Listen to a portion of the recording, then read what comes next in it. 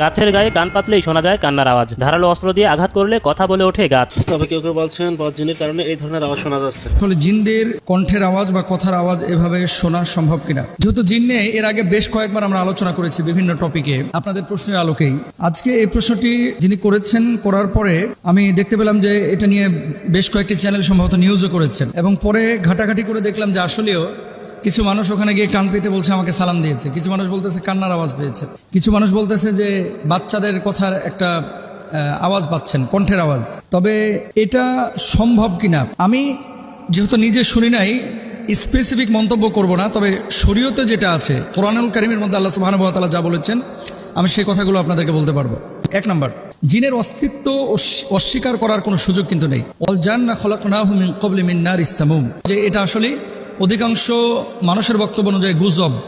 দুই একজন রাত্রিবেলায় জিনের আওয়াজ তো শুনতেই পারে,